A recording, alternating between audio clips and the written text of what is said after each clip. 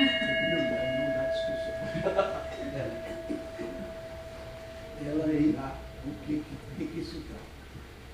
Porque não quer ter Claro. não vai resolver nada. Então é um casal bonito. Né?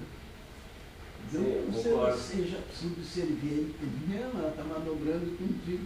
Tem incidência, deixa fazer arte, bobagem. Simplesmente eu não sigo, se não me convém. Bem, doutor Pedro Osório, todo elegante, o nosso mestre, né? Olha. Nossa verdadeira catedral aqui de Santo Ângelo, sempre participando do nosso grupo. Então, nós temos a nossa reunião hoje, talvez a gente encerre um pouquinho mais cedo, mas já deixo o convite para as pessoas que nos acompanham. Às 11h30 da manhã, nós vamos mediar um encontro aqui, uma apresentação do cacique Bibiá Guarani, o seu coral e o prefeito Andres. Provavelmente também esteja presente o prefeito de Entre Juízo, Paulo Meneghini. Vem também o secretário da Cultura, o Júlio César, que é da Secretaria Municipal da Cultura também, mas vem o secretário provavelmente vai estar aqui, embora doente, ele fez questão de dizer que viria. Vem também o secretário do Turismo. E é uma forma do cacique Floriano agradecer ao prefeito Andres, que de uma forma extremamente generosa acolheu eles aqui na cidade, conseguiu um local para eles morar. Então vai ser um negócio bonito, tenho certeza que é bonito. Então as pessoas que estão nos assistindo, se quiserem acompanhar esse evento, vamos tentar transmitir aí pela internet esse momento histórico aí de reencontro missioneiro. Acho que o Guarani tem uma história muito bonita e tem muito a nos ensinar. Eu tenho certeza que essa aproximação ela vai fazer um bem muito grande para todos nós. Eu nunca me canso de dizer que, embora todos saibam que eu tenho uma biblioteca já de uma quantidade considerável de livros, e sempre imaginei que descobriria as coisas lendo esses livros, e depois, quando acumulei essa quantidade, me dei por conta de que nós só vamos aprender com as nossas próprias, conhecendo a nós mesmos antes de qualquer outras ideias. E o povo guarani me ensinou muito, aprendi com eles mais do que em qualquer um desses livros, com toda certeza. Então essa é uma questão que eu quero. Antropologia na mais alta postura. Então eles vão estar aqui. Eu acho muito lindos, eu canto muito de forma maravilhosa. A primeira apresentação que o cacique Floriano fez em Santo Ângelo, fazia muito tempo que eles não reuniam o coral, ele agora organizou, o coral tem uma pauta, é uma homenagem que eles fazem à terra, ao sol e a Deus, né? Então a terra como a grande mãe de todos nós, sem as quais ninguém existiria sem a terra. Eles têm uma compreensão extremamente profunda sobre esse tema, e uma relação muito próxima da terra, exatamente por esse reconhecimento. E depois eles também, essa questão do sol, porque segundo eles, sem o sol não haveria vida na terra. O sol é o que ilumina a vida na terra, né? Que permite a vida na terra. E por fim, Deus, porque Deus é a vida. Então, a homenagem à terra, ao sol e a Deus, eles reconhecem da terra até a palavra Deus se explicar. Há uma transição entre a terra e a vida, remediadas pelo sol. Maravilhoso, eu acho isso uma profundidade, se for examinar o que isso pode significar para todos nós, né, para eles, e o que pode significar para nós pensarmos um pouco sobre isso. Né?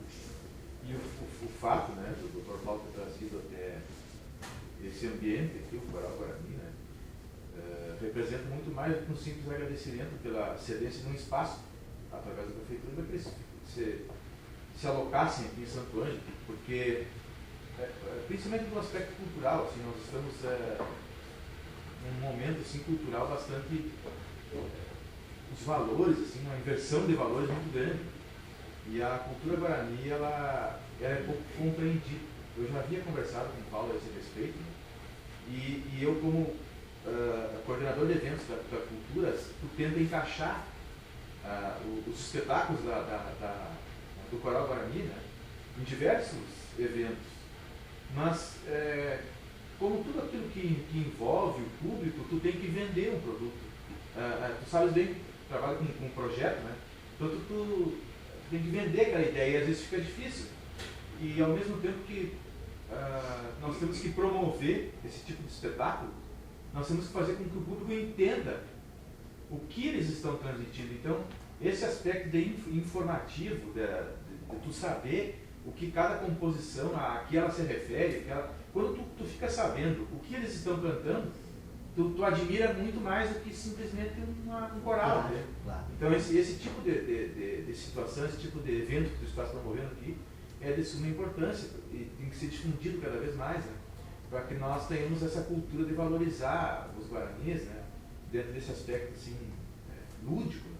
Então, para nós ali, já tinha conversado contigo a respeito disso, nós encaixamos o coral em diversos eventos, mas nós temos essa dificuldade de mostrar para o público o que realmente eles estão fazendo. Não é simplesmente uma música, é muito mais que isso.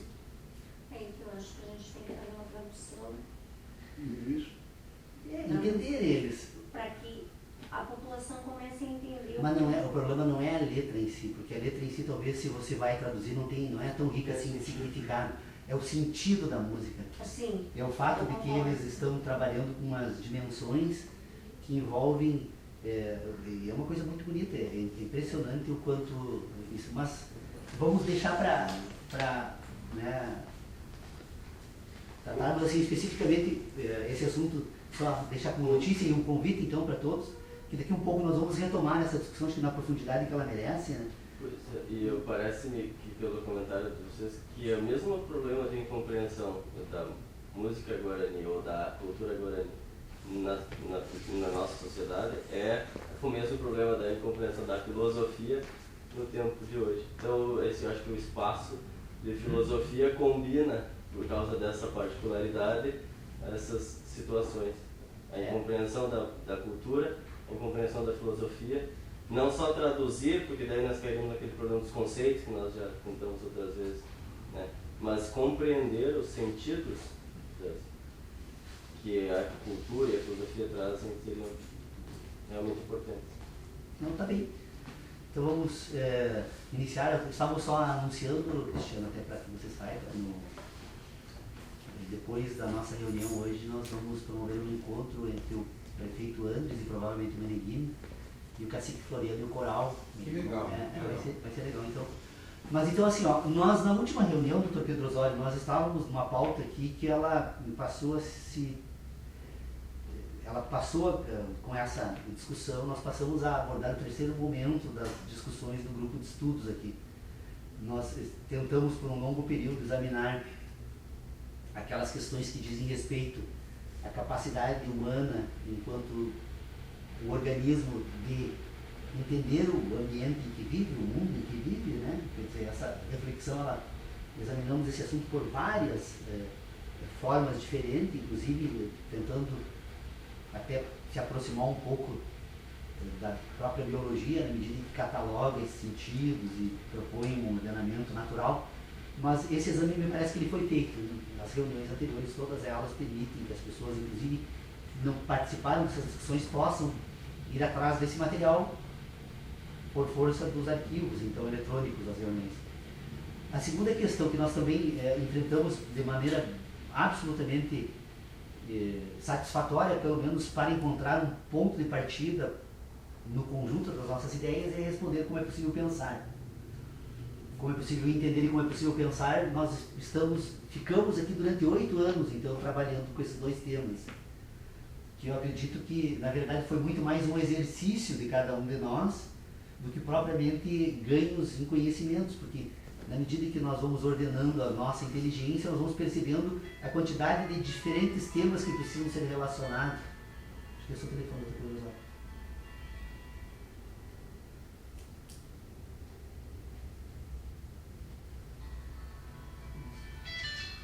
Não, fica à vontade. Claro, sim. Claro, sim. Sim. E vai cobrar ainda. Essa foi boa.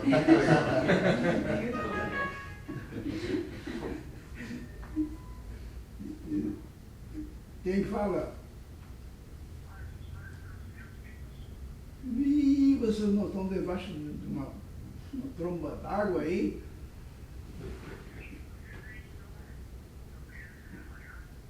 Mas está tudo bem contigo?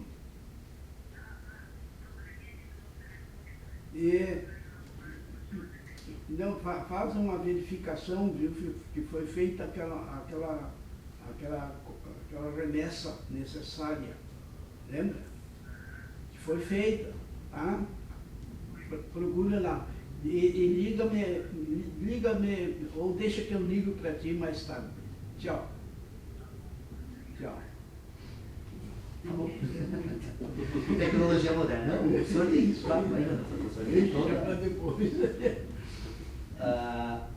Então nós estávamos, me parece assim, já examinamos de maneira satisfatória, no seguinte sentido, a questão toda é como trabalhar com esses temas de forma com que todos eles consigam se integrar, porque na verdade não é possível separar um do outro. Como somos nós, seres humanos, né, homens e mulheres que pensamos, nós somos o resultado final. E sendo o resultado final, agora nós precisamos retomar essas partes que compõem esse resultado final, para dar do exame dessas partes, tentar então agora pôr em ordem estas questões que dizem respeito de como é possível então entender, pensar e falar. O grande problema que nós enfrentamos desde a primeira reunião é que, como nós estávamos negando a possibilidade de examinar a fala, que é um instrumento que utilizamos entre nós, desde o primeiro momento, nós não podemos dizer como é possível nos comunicarmos, utilizarmos um sistema agora que permita essa comunicação entre diferentes indivíduos, porque essa questão ela está permeada de tantas outras questões que precisam ser ordenadas antes, que primeiro precisamos ordenar essas questões anteriores para depois tratar dessa. Só que de uma forma contraditória, fazendo uso da fala. Ora, nós negamos a possibilidade de dizer como ela funciona, e no entanto fazemos uso dela para dizer como as outras questões então se organizam. Então é um problema complexo que eu acredito que agora, depois de termos tratado desses dois primeiros momentos, seja possível então tentar entender esse terceiro momento, que é a questão que trata então da linguagem, da comunicação. A comunicação ela se dá por diferentes formas, a comunicação ela se dá inclusive organicamente, né? Os organismos se comunicam de forma que tem processos que estão lá nas origens dos processos químicos mais elementares. Eu estou falando de um meio de inteligência utilizado por ordenação da racionalidade, por constituição de um sistema racional que possa formalmente, então, agora ser ordenado e utilizado por diferentes indivíduos. Nós percebemos, então, nessas nossas discussões que isso se torna possível na medida em que esses indivíduos, ao porem em ordem o mundo natural em que vivem, esse mundo natural passa, então, agora a se apresentar de forma semelhante a diferentes indivíduos. E essa semelhança desse mundo natural que se apresenta entre diferentes indivíduos, elas se comunicam. Ou seja, os indivíduos, embora não sendo as mesmas ao pensarem sobre o mundo em que vivem, essas ideias que nós acabamos formando sobre esse mundo que vive, elas não são as mesmas entre os diferentes indivíduos, porque cada indivíduo compõe as suas ideias, mas mesmo sendo diferentes nos diferentes indivíduos, estas diferenças encontram semelhanças. Essas semelhanças, então, entre as diferentes ideias, elas formam um ponto de contato que nós, na teoria dos conjuntos da matemática, que eu estou fazendo valer, ela constitui um ambiente de interseção. Então, esse ambiente de interseção que se forma entre os diferentes mundos é o ambiente, então, onde se situa a linguagem. A linguagem, então, ela vai se apresentar nesses ambientes de interseção desses diferentes mundos constituídos pela capacidade humana de pensar por meio de duas formas. Ela se apresenta por meio de signo que pode ser ordenado pela competência visual, então você identifica um conjunto de signos que você ordena, então, e essa ordenação de signos permite que você constitua então uma linguagem escrita, ou esta linguagem se ordena por meio de representações fonéticas. Então, diferentes comunicações fonéticas que se estruturam a partir dessa competência humana de expressar sons, elas são ordenadas novamente em conjuntos, e esses conjuntos então buscam representar esses pontos de interseção entre esses diferentes mundos que os indivíduos constituem no curso da sua existência.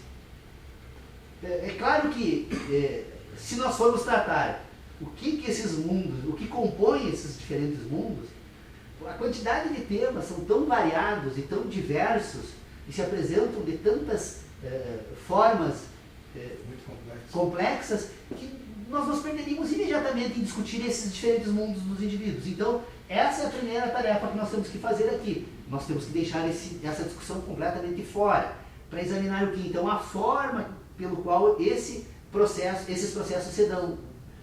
De que forma esses processos se dão, então? Ora, eles se dão porque nessa estrutura que nós utilizamos de interseção dos diferentes mundos, ela tem como instrumento intermediário, então, entre esses pontos de interseção e aquilo que formou esses pontos de interseção, o homem, porque ele sente.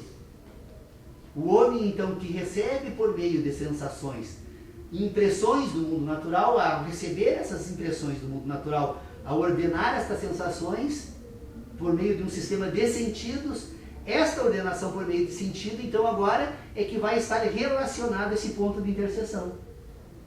Então, o mundo, que nós chamamos, então, mundo cultural ou mundo civilizado, é um mundo que se constitui a partir de um conjunto de sentidos que, antes de ser parte da linguagem, são naturais nos indivíduos.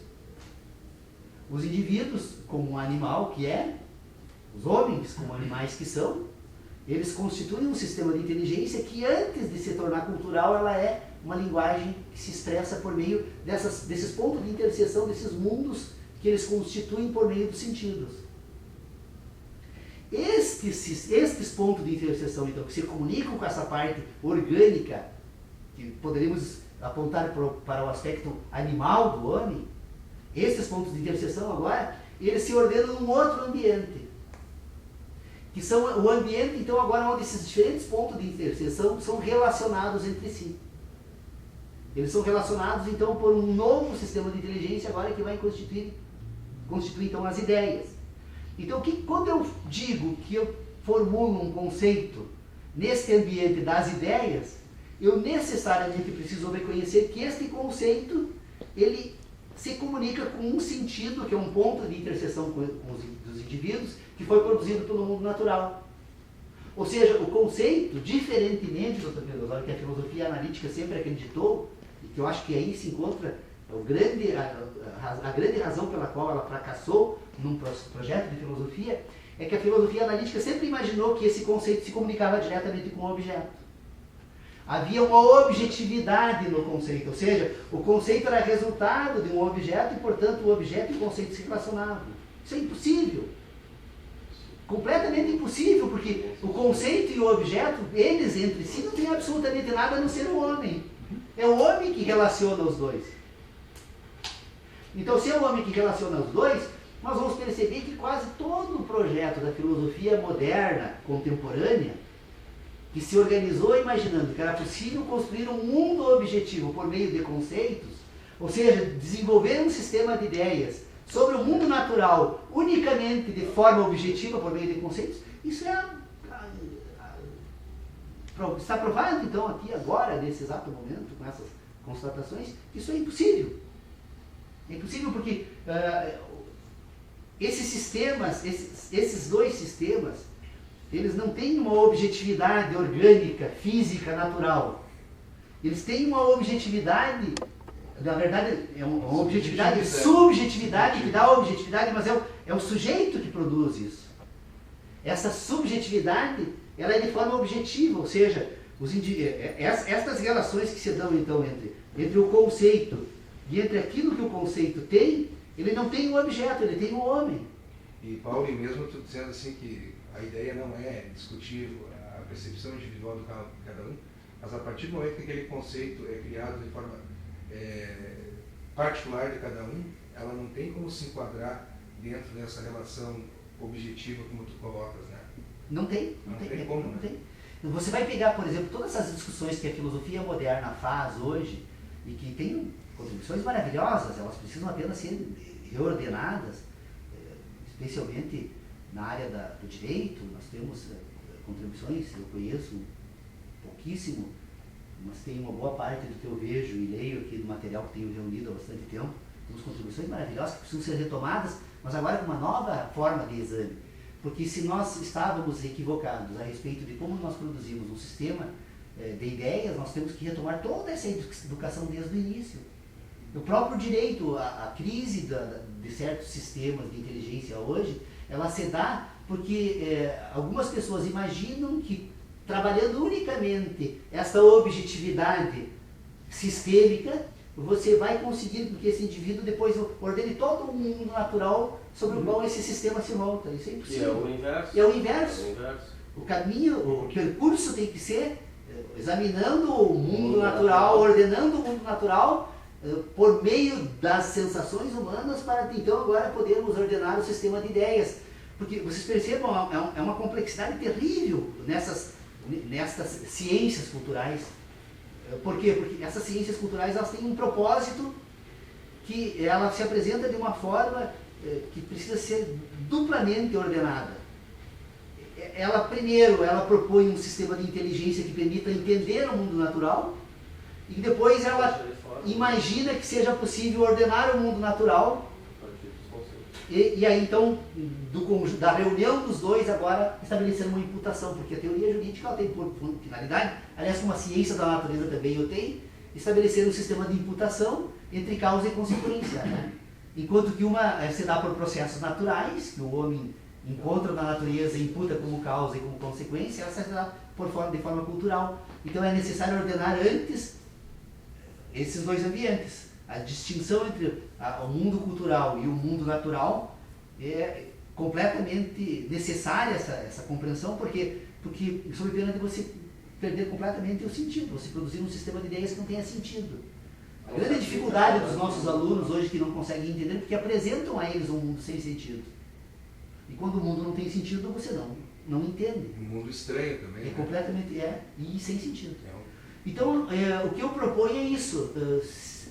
Me parece que se é possível tomar como certas algumas questões que nós estamos tomando por certas aqui, parece que é possível então agora dizer que, pelo menos em certo sentido, aquilo que nós propomos lá no início do grupo dos exames do grupo de estudos, ela chega pelo menos como etapa a um ponto final. Porque é possível, então, agora respondermos como é possível falar sobre o que pensamos, do que entendemos. A nossa pergunta era como entendemos. Depois, a segunda era como pensamos o que entendemos. E a terceira é agora como falamos do que pensamos, do que entendemos. Então, quando se nós temos como resolvida essa questão, nós podemos, então, agora retomar esses processos para inserir nesse conjunto de questões agora como é levado a agir o homem a partir desse sistema, né? Então, só se eu ter certeza que eu compreendi, então assim como nós não pensamos objetos, nós não falamos objetos, nós falamos as nossas impressões ou sensações que aquele objeto produziu no organismo humano. Sim. Né? Tá, então a questão dos conceitos, de formular conceitos a partir de conceitos, deixar de fora o mundo natural? Não, aqui na verdade é assim, quando a filosofia analítica propõe constituir um sistema de inteligência baseado em conceitos, eles têm como propósito que os conceitos produzem sistemas de ideias. Você produz ideias a partir desses conceitos. Por exemplo, você produz uma ciência de direito unicamente a partir de um sistema de conceitos. E que isso seria suficiente, então, para produzir esse sistema. Basicamente, e obviamente, em certo sentido, levando ao extremo essas conclusões, elas se apresentariam dessa forma. O problema, então, que fica fora dessa investigação é que ela simplesmente se sente desobrigada de tentar explicar como é possível, então, alguém entender e pensar a ponto de produzir conceitos. Como a filosofia analítica sempre se deu por conta do ceticismo, que reina quando se tenta inventariar os ganhos que a filosofia pode afirmar que tem do mundo natural, o ceticismo imediatamente apresenta uma objeção que a filosofia analítica até hoje não conseguiu resolver, que é a possibilidade de se duvidar de tudo. Só que como a filosofia analítica pensa que é possível produzir um sistema de conhecimentos unicamente a partir de um sistema de conceitos, então como esse ambiente não se comunica com o mundo natural, toda vez que ela tenta examinar o mundo natural a partir desse sistema, é um caos. É um caos completo, porque tudo é possível de ser objetado, né? E cada sujeito a construir. É que eu ia botar o mundo numa caixinha. Cada sujeito estabelece Caixinha. sistemas e valores que devem permear esses conceitos e partem dos valores desses, a humanidade, a felicidade, a justiça, o bem comum, né? Todas essas ideias, elas são destituídas de relação com o mundo natural, porque são ideais humanos, né? Então você produz um sistema que parte de ideais e que abandona completamente o mundo natural. Essa é a razão pela qual E toda dá a para filosofia dizer se que encontra esses em crise. conceitos que são criados, de certa forma, ele está ligado com o mundo natural, partindo de cada um. Porque parte do homem, né? Claro que sim. Só que o homem, quando ele age no mundo natural, isso, por isso que eu disse, nós teríamos agora que verificar se estamos em condições, porque pô, vamos entrar daí num terreno completamente minado, né? Usar o termo da artilharia, né? Porque realmente, se até hoje enfrentamos dificuldades imensas para tentar nos afastarmos sempre que éramos chamados para sair do âmbito da análise que estávamos tentando fazer, porque a grande dificuldade desses nossos 8 anos e talvez a razão pela qual estejamos aqui há 8 anos é que desde o primeiro momento, sob o ponto de vista metodológico, nós tentamos nos manter de uma forma tal a não nos afastar desse ambiente.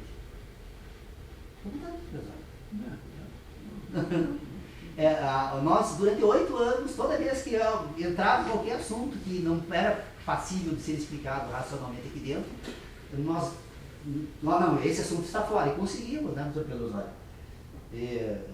Eu creio que esses 8 anos de existência conseguirmos fazer isso. Eu pergunto o seguinte, é possível, então, nos arriscarmos a seguir, então, agora para um outro âmbito desse sistema cultural de inteligência, para tentar examinar com o máximo possível de objetividade esse homem agora, então, que se submete a um sistema de cultura, que passa a agir no mundo natural, a partir, então, de uma cultura, porque aí nós vamos ter que trazer para esse ambiente uma outra, agora, categoria de inteligência, porque, na verdade, nós utilizamos, até agora, das seguintes categorias de inteligência. Nós temos um ambiente moral, nós temos um ambiente ético, que são, a moral então está vinculada a esse homem que pensa. Um sistema de inteligência que constitui uma ordenação moral desse sistema, né?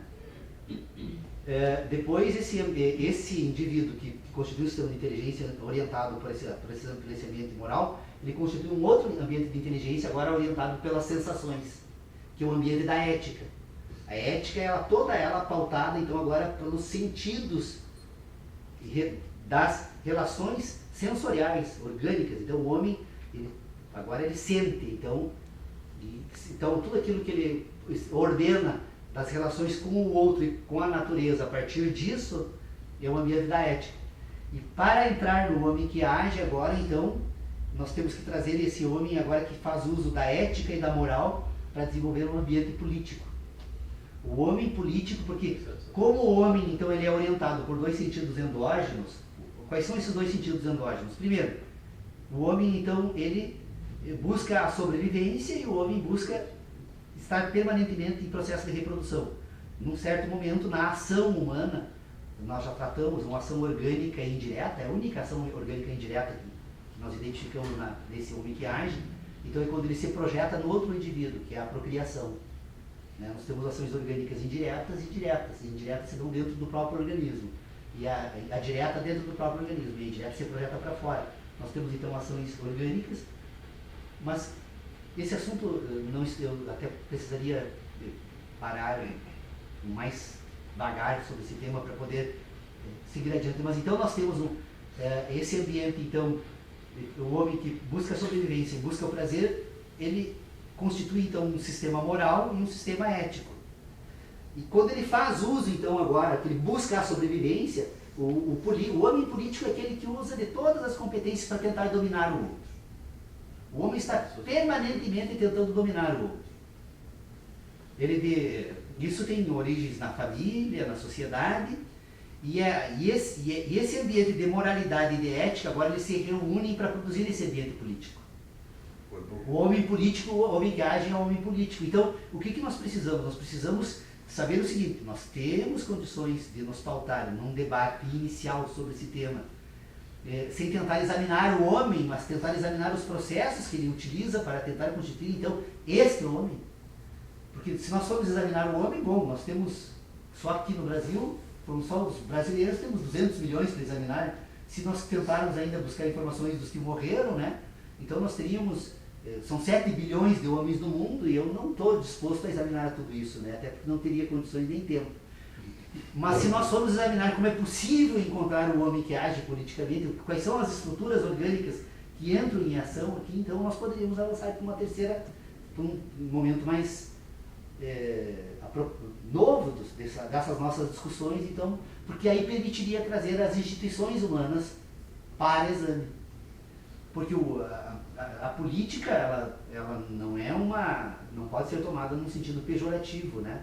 O homem político, ou seja, o homem que busca agora de toda forma dominar o outro, essa dominação ela pode ter diferentes formas, diferentes sentidos, diferentes razões, diferentes objetivos, né? Então, não está se dizendo que isso seja algo ruim ou bom, a priori, pelas categorias que costumamos pensar, né? Não é essa a discussão. É tentar entender como isso é possível. Porque o homem racional agora, nós vamos perceber então, se esse nosso sistema, todo ele se apresenta de uma certa forma, que pode ser tomadas algumas questões como certas, nós temos então uma relação agora que parte lá do universo e que vem agora para o particular. O mais particular possível de uma cultura, que é examinar o ambiente político dessa cultura. Porque esse ambiente político ele não é o mesmo em todos os ambientes. Esse ambiente político ele é aqui na cultura que nós temos. Por exemplo, podemos nos dar uma certa brasilidade para dizer isso, né? Então, entre os brasileiros, a política tem um sentido entre os brasileiros, de uma maneira geral, que nós identificamos como esse. Mas tem brasileiros que a política tem um sentido completamente diverso. Por exemplo, o Mbiá Guarani que vem aqui hoje, se nós formos examinar de que forma eles utilizam essa política, é completamente diferente da nossa. Então o universo e o particular também são diferentes. Então nós precisamos agora ordenar o universo e o particular deles, de que forma eles constituem esse mundo natural que ordena o sistema de inteligência deles. Porque enquanto nós estamos desenvolvendo um sistema de inteligência orientado unicamente, então, ou que buscou se orientar unicamente por meio de um sistema de conceitos, eles constituem um sistema de inteligência orientado pelo mundo natural. Tem todo um percurso, tanto que nós não sequer conseguimos entender a eles, porque não temos ponto de interseção nas culturas. As culturas que eles desenvolveram, que nós desenvolvemos, elas não conseguem encontrar então esses pontos de interseção que nós temos entre as nossas. E como elas não têm esse ponto de interseção, nós não temos condições de entender a eles. Percebam a complexidade disso? Por que nós não temos condições de entender a eles? Porque eles produzem um mundo diferente do nosso mundo que produzimos. Porque se eles utilizam as relações entre o mundo natural e os sentidos, e eles transformam esse num sistema de inteligência que efetivamente orienta eles, nós temos um primeiro momento que fazemos uso disso, mas depois, pela introdução de certos valores culturais, nós retiramos uma parte desse mundo natural, introduzimos esse cultural e produzimos o homem unicamente a partir dessa cultura. Porque a língua acaba criando essa aproximação cultural muito rápida. Porque nós introduzimos... de que forma nós submetemos os nossos filhos imediatamente à nossa cultura? Porque nós introduzimos a fala, a linguagem oral. Ao introduzir a linguagem oral desses pontos de interseções entre aquele mundo de sentido que se desenvolve entre o pai e a mãe, ao introduzir a cultura nós dominamos o filho. Porque agora ele se submete não apenas a essa interseção do mundo que nós desenvolvemos a partir da família, mas agora aos valores que essa família introduz por meio de certos recursos, né? Paulo, posso só colocar que eu tentei colocar na última reunião, por exemplo, a questão da importância de examinar esse problema da repressão ao prazer. Eu não sei se enquadra bem nessa questão, mas eu acredito que sim. Nós vamos fazer uma reportagem que estava os Guaranis, aquele projeto piloto que o município lançou, dos Guaranis, mostrar para as crianças um pouco da cultura, Sim. né? questão das armadilhas que eles montavam. E aí, a forma como ele explicava, né, como se montava a armadilha, como é que morria o animal, e a gente percebia as crianças surpreendidas, porque na escola se trabalhava a questão da preservação ambiental sob o ponto de vista do homem branco, né? Só que do ponto de vista do indígena, aquilo ali era uma forma de sobrevivência, né? E aí esse choque, né? Bom, eu aprendo na escola isso, mas aqui ele está mostrando como matar. E na verdade, porque é uma outra forma de se ver o mundo, né? Sim, para eles que viveram e vivem ainda, muitos deles à beira de estradas, o mundo natural, a caça, a pesca é a sobrevivência. Se não fosse isso, eles teriam todos morridos, né? Então, para eles é fundamental esse aprendizado. Diferente de quem não sobrevive daquilo e mata. Exato, que simplesmente mata por matar, culturalmente por matar, né? Por prazer de matar.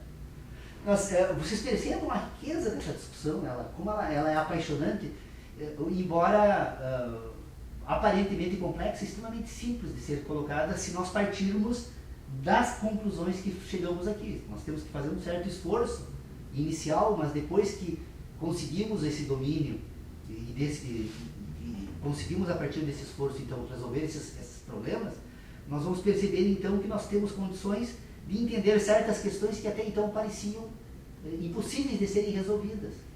Porque, em verdade, nós temos olha a palavra em verdade nós temos um sistema cultural e que nós utilizamos de uma linguagem que tem um conteúdo extremamente vago quando vai ser explicado do ponto de vista do sistema de inteligência.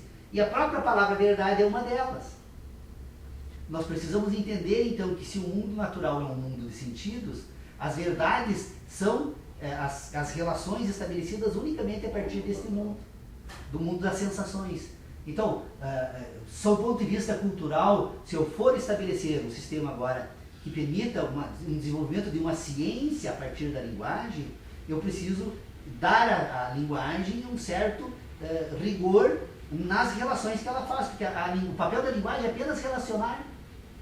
A linguagem em si, embora se apresente foneticamente com uma materialidade, ou se apresente de forma visual com um conjunto de signos, a linguagem em si é destituída de qualquer materialidade, a não ser essa.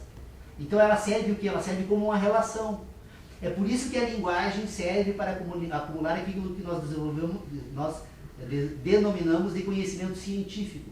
O conhecimento científico é armazenado pela linguagem, porque o conhecimento científico utiliza então de um conjunto de signos que se apresentam culturalmente estáveis nas diferentes culturas. Por exemplo, os signos da matemática. Os signos da matemática se relacionam com uma espécie de ideias, com um determinado tipo de ideia, que desprezando o mundo natural, ou seja, como não precisa de representação do mundo natural, ela vai compor um sistema, então, que precisa ser identificado de forma clara por esse sistema de linguagem. Então, olha, toda vez que eu disser que eu vou desenvolver um sistema de certezas, eu vou ter que reconhecer o seguinte: bom, esse sistema de certezas são as relações matemáticas sobre qualquer outra questão.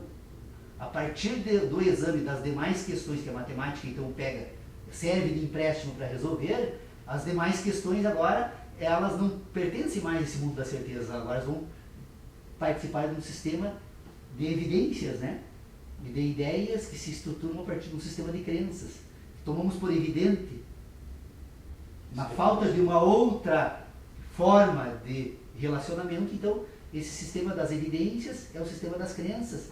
Por quê? Porque ele vai buscar agora no mundo natural certas representações, que esse mundo natural se move constantemente, e essas representações não se apresentam jamais da mesma forma, então ele trabalha com um sistema de evidências. Então, uma linguagem que não consiga identificar de que forma nós podemos fazer uso, então, de um sistema de certezas, de evidências ou crenças. Gostei da palavra do Dr. percebeu? Foi da nossa conversa hoje. Sua aula, Dr. Pedro Osório. Dr. Pedro Osório, a gente aprende sem perguntar, né? Às vezes ele dá lições magistrais que, se a gente não está atento, perde. E hoje ele me deu uma aula sobre a evidência e realmente eu, para mim, agora, Dr. Pedro Osório, passo a tratar as crenças como evidências, porque fica mais fácil de serem aceitas, né? Quando eu digo para alguém: olha, todas as tuas ideias que você tem sobre o mundo são puras crenças, A pessoa se choca e não aceita mais examinar o teu lugar. Não são evidências. São evidências que lá você vai encontrar correspondência no mundo natural. Né? Perfeito. Então nós temos um ambiente de evidências, de certezas, um ambiente de ideias, portanto. Nós temos um ambiente de verdades, de sensações e de sentidos. Vocês percebam então agora que esse ambiente de sensações, de verdades e de sentidos, ele para agora se relacionar com o ambiente das evidências, das certezas e das ideias, precisa do homem. Retirou o homem do meio, se perde completamente a relação entre esses dois ambientes. E a filosofia analítica sempre ligou os dois. Não, eu não preciso mais do homem, o homem me engana. Lá no Japão é de um jeito, aqui no Brasil é do outro. Agora, chego aqui no Brasil, percebo que mesmo dentro do Brasil tem outros jeitos. Não, esse homem não me serve, então eu jogo esse homem fora, né? Aí você joga fora junto e imagina que a partir disso seja possível produzir algo que se relacione sem ele e sem o mundo natural. Um sistema objetivo, um sistema produzido por conceitos. A filosofia analítica imagina isso. E jogou o bebê fracassou. junto com a água. Não, é interessante o que você falou, que eles tentam implantar um sistema como se fosse universal, excluindo as peculiaridades de cada... Porque a diversidade é o problema que o homem tem que se convencer de que nada é o mesmo e nunca jamais algo foi a mesma coisa a todo tempo. Nós temos um universo que a única característica que vamos identificar nesse universo é que ele se move. Ele está em permanente movimento. Se ele tiver uma outra característica, nos fogem aos sentidos. O que chega aos nossos sentidos desse universo é que ele está em movimento. A outra questão que eu tenho que esse universo, ao se mover, me produz sensações. Ele imprime em mim alguma coisa, inclusive dor, prazer, mas ele está permanentemente nesse movimento imprimindo algo. A única questão que eu tenho então agora como elemento ordenador desse universo são essas sensações. Ora, se eu tenho o universo e as sensações, na medida em que eu ordeno essas sensações, eu constituo um mundo. Então eu tenho um universo que se move, um homem que sente e um mundo que nasce dessas sensações. Esse mundo que nasce dessas sensações, então agora, se apresenta de uma forma tão complexa, tão diversa, que na medida em que o homem passa a se relacionar culturalmente, ele vai permitir então agora que eu produza um sistema de relacionamentos entre as sensações para produzir um sistema de inteligência chamada razão. Esta razão humana agora vai permitir então a constituição a partir da interseção, porque esses homens, esse universo que se move, ele se move em face de todos os homens. E como cada homem ocupa um espaço diferente desse universo, em diferentes momentos de relacionamentos, cada homem vai desenvolver um mundo diferente. Embora esse universo se mova em certas partes desse universo, ele se apresenta de forma semelhante a esses homens. Então todos nós estamos aqui num espaço chamado Sebo Café, ele está se apresentando de forma semelhante para todos nós.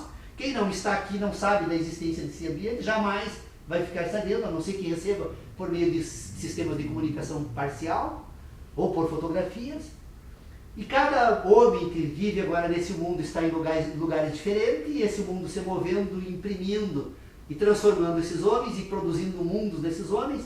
Esses homens, então, que se reúnem aqui no Sebo Café, agora se encontram um ponto de interseção entre esses diferentes mundos, porque todos eles têm a mesma referência a respeito do mesmo objeto. Então podemos sair daqui dizendo que conhecemos o salão de reuniões do Sebo Café, porque há uma interseção entre os nossos diferentes mundos a respeito desse mesmo ambiente.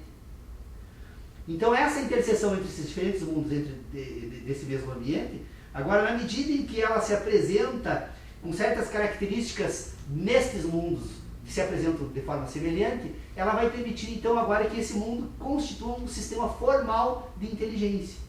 Então a cultura humana acumulada através então, dos processos e das diferentes gerações permitem que essa cultura então possa constituir agora um sistema de inteligência que nós chamamos de ciência. O que é essa ciência? São as relações que esses indivíduos estabeleceram com esse mundo natural. Essas partes que se apresentam de forma semelhante, os físicos, quando 3, 4, 5, 10, 15, 100, 1 milhão de físicos se reúnem e observam o mesmo fenômeno com relação à mesma partícula da natureza e estabelecem uma relação, imputam uma causa e estabelecem uma consequência, Na medida que essa relação de causa e consequência é aceita entre todos esses físicos, ela passa a constituir agora um sistema de ideia para orientar os próximos físicos, e nem todos eles poderão precisar partir das experiências. Já tem informação sobre o comportamento da matéria em relação àquele aspecto. Desenvolve aqui, então, uma ciência que, na verdade, é uma cultura. Não, não é verdade.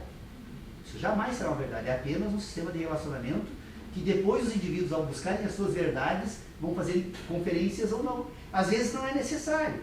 Eu não preciso, o físico de hoje não precisa mais ir lá para o microscópio fazer certos exames, porque essa regularidade tem se mantido com uma certa forma estável nesse ambiente todo, que não há mais necessário todos eles voltarem a fazer as mesmas experiências para ter as mesmas relações. Mas esse indivíduo, este físico, somente vai desenvolver uma verdade, aliás, a respeito disso, quando ele for lá fazer a sua verificação. Tem que se considerar nesse sistema de inteligência uma outra questão que é extremamente complexa, né, para todos nós. Esse sistema de inteligência, ele usa um sistema de relacionamento que tem parte orgânica e parte lógica. A parte lógica desse sistema é produzida pela visão. Porque se você for examinar, isso eu já tratei também lá no sistema hepta-animal de inteligência, nós vamos perceber que essa estrutura orgânica, então, agora, que ao sofrer impressões do mundo natural, produzem um mundo, esses diferentes mundos constituem, então, aquilo que nós desenvolvemos como cultura, e essa cultura permite a constituição de uma linguagem, e essa linguagem agora tem condições de voltar-se para esse mundo natural por meio do indivíduo, ordenando o mundo natural. Nós vamos perceber, então, que o desenvolvimento desses sistemas de inteligência, eles precisam ser orientados partindo dessa necessidade da separação entre esse homem que sente. Então, esse homem que sente de que forma? Ora, ele tem duas sensações endógenas, que são as instruções da natureza que manda que ele sobreviva a qualquer custo e que se reproduza permanentemente. Que ele percebe, de uma certa forma, culturalmente, estas sensações por meio das sensações de prazer e dor. Então o homem tem prazer e dor como duas sensações que se apresentam internamente a ele. E agora o homem tem outros 5 sentidos que permitem estabelecer relações com o mundo natural.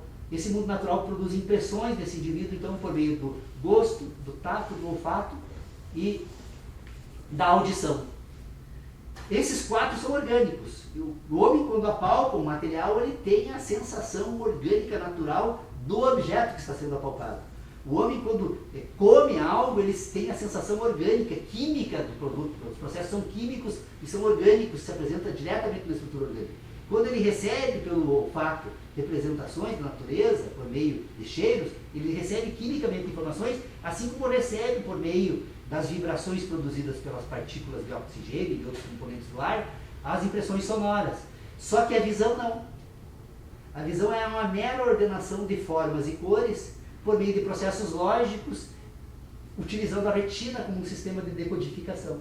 A retina, então, decodifica diferentes comprimentos de ondas luminosas, e ao decodificar esses diferentes comprimentos de onda luminosa, associa, então, formas e cores, e ao associar formas e cores, esse sistema de inteligência constitui um sistema de relacionamentos.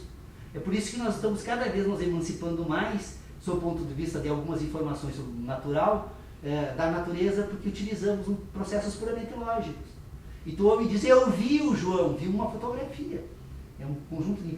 Não é nada mais, nada menos do que uma combinação binária que permite a determinados processadores ordenarem cores e te passarem, então, por meio de processos lógicos ao teu cérebro. Então, você não viu o indivíduo, mas você conhece o indivíduo, porque você consegue decifrar, por meio da fotografia, agora informações. Então, vocês percebam que a visão precisa ser estudada de forma separada nesse sistema de inteligência. E o sistema a visão é, de todos os sentidos humanos, o único que engana o homem. Tanto ao ponto de nós podermos ter certeza, eu tenho a convicção de que é possível afirmar categoricamente que todos nós devemos duvidar de tudo aquilo que vemos. Porque a visão pode ser, a nossa visão é a fonte dos nossos maiores erros ao fazer uso desse sistema de inteligência. Porque ela se apresenta apenas como um processo lógico. E dependendo de como nós nos colocamos nesse ambiente natural para decifrar essas informações dos processos lógicos, nós perfeitamente podemos confundir a realidade com a ficção. E quando esse é um grande problema, Dr. Pedro Osório, da nossa cultura contemporânea, porque o homem, cada vez mais os processos de produção humana acabam afastando essa relação humana entre diferentes humanos, a mãe não tem mais contato corporal com o filho, os pais não têm mais constituição do sistema de carinho na família, e esse sistema de inteligência passa a se desenvolver agora substituído por imagens na TV. Daqui a um pouco nós podemos ter um ser humano completamente desconectado do mundo natural. Não seja mais um humano, né? No seu ponto de vista dos sentidos, daquilo que nos é mais sagrado, né? Então eu acho que, mas examinar a política vai permitir fazer o quê? Vai permitir então agora tentarmos entender de que forma então a moral e a ética se prestam para servir então esse homem que tenta submeter o outro.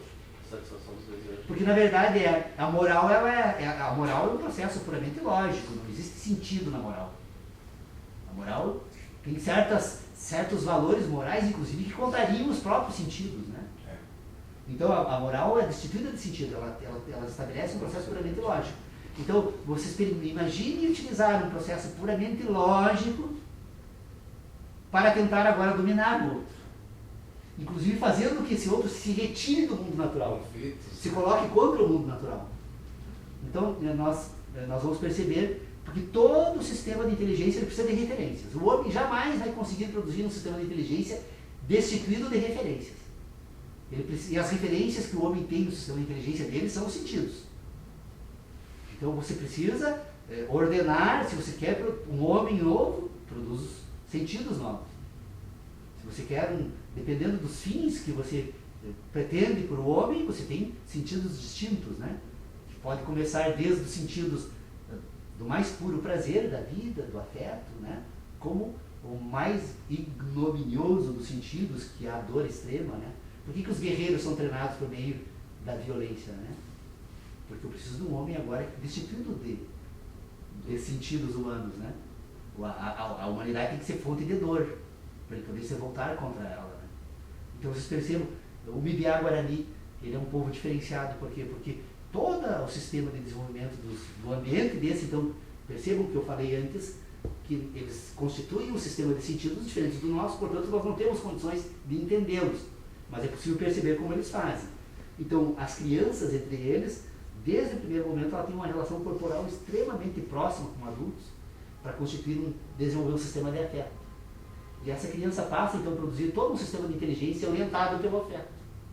E ao desenvolver um sistema de inteligência orientado pelo afeto, ela se sai completamente diferente de uma criança que vai ser orientada pela palmada, né? Que bom que essa lei veio, né? Onde é que se eu bater numa criança, imaginando educá-la, né? Isso não tem o menor sentido, né? Que você imagina a criança buscar sentido na violência para as suas ideias, né? Ao invés de um afeto. Então está muito correto essas políticas que tentam eliminar por completamente o suplício físico, qualquer forma de educação humana, né?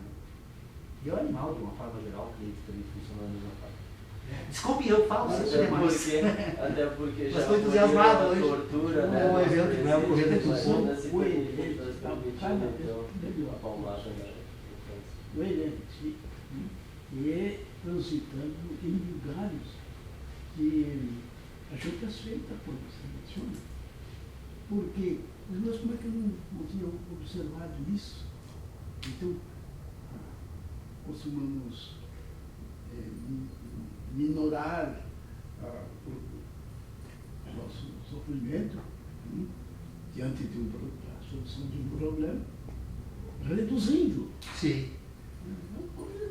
Corta o nó em lugar de desamarrar a corda. Sim. Poderia explicar melhor essa intervenção? Poderia explicar melhor essa Tem um nó, e ao invés de você desatar o nó na corda, você precisa da corda, aí você corta o nó. Seria como cortar na carne? Ou não? Seria cortar o quê? Não, se cortar o nó seria a mesma expressão como se cortar na carne para amenizar o problema? Bom, a cirurgia, a medicina, tem esse sentido, livrar-se daquela parte incômoda. Em vez de curá-la. E ensejar renovação dos tecidos, né? Ou remover a parte infectada, né? São modos de intervir na natureza através das técnicas. E se mostram, até hoje, avanços As ventosas, por exemplo. Vocês nem sabem o que é falando disso, o que é uma ventosa.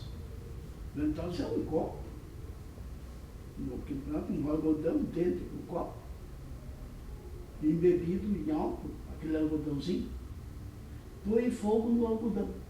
E agora põe o copo sobre o lugar que tu queres atacar. A pele, a queima dos gases internos provoca uma diferença enorme. Então há um sentido de puxar aquele e jogar fora. Aquela infecção. Quer dizer, coisa antiga. Mas é um sofrimento terrível a aplicação daquilo. Não se usa tanto na atividade porque parecia uma coisa violenta. E parecia não, era. De gemidos, de gritos, de dor. Imagina dentro de um hospital, alguém atacado por berros, né? Sim. Cheio de toca ventosa, e num ambiente de como que é isso? Uma câmara de tortura. Mas é muito interessante essa tese do Paulo, doutorando. Para mim, ele já é doutor uma só tese, o que não quer dizer que ele dominou o conhecimento do mundo, do universo. Mas é um avanço muito interessante e me parece até agora, e quem sou eu para avaliar isso? Mas até agora é abordado de um modo diferente do costumeiro. A tradição cultural nossa de passar conhecimentos é o Magister Dixit. Ele disse, o professor disse, está falando, repete isso e ele vai te dar 10. Não repete isso que ele vai te matar. Então é as pontas, vivemos na lei das pontas, o bom e o agradável, né? o bom, o útil e o inútil. Então, sempre procurando os contrários, somos hegelianos, né? Até um certo ponto, porque o próprio Hegel sugere, diz, olha, a harmonia dos contrários, põe as duas coisas juntas, não exagera no A nem no B, e tu descobrirás um ponto que talvez dê um equilíbrio, e que se aproveite o avanço científico e ao mesmo tempo não se jogue a bacia da água com o bebê. Doutor Pedro Osório, nós temos 2 minutinhos, só deixa. Então vou aproveitar e fazer um apelo, já que o doutor Pedro Osório me deu essa colher de chá aqui do elogio. Professor Lênio, aceita de volta, Lênio. Lênio, o que que eu escrevi um texto lá no doutorado e eles não aceitaram, né? Então aceita meu texto. Lênio. Professor Leonel Celero Rocha, por favor.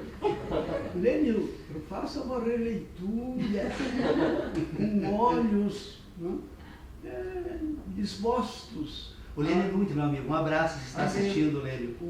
Te quero muito bem. Pioneiro do nosso conterrâneo.